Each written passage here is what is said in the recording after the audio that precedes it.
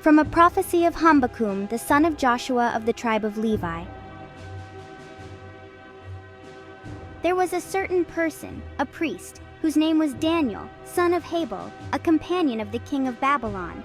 And there was an idol, Bel, which the Babylonians would revere. Now every day they were squandering on it 12 bushels of choice flour and 4 sheep and 6 measures of oil. And the king would revere him, and the king would go every day and would do obeisance to him. But Daniel would pray to the Lord. And the king said to Daniel, "Why do you not do obeisance to Bel?" And Daniel said to the king, "I revere no one except the Lord God, who created heaven and earth." So the king said to him, "Is this one then not a god? Do you not see how much is spent for him every day?" And Daniel said to him, "Not at all. Do not let anyone mislead you, for this one is only of clay inside and bronze outside. Moreover, I swear to you by the Lord God of the gods that this one has never eaten anything." And angered, the king called the leaders of the temple and said to them, "Produce the one who eats the things prepared for Bel. But if not, you shall die."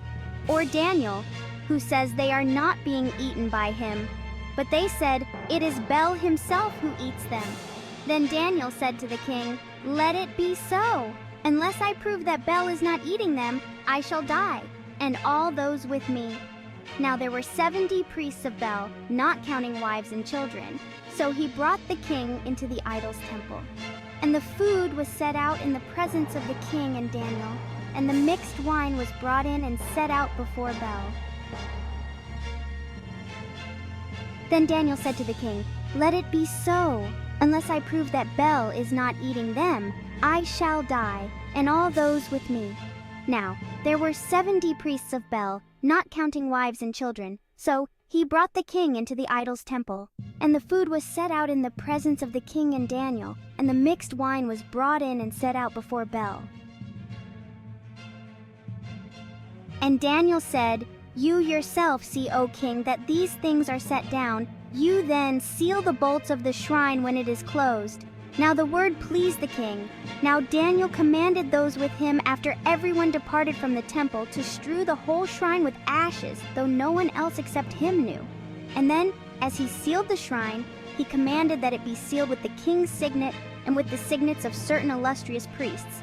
And so it happened. And it happened on the next day that they went to the place. But the priests of Bel, after entering through false doors, had eaten everything laid out for Bel and had drunk the wine.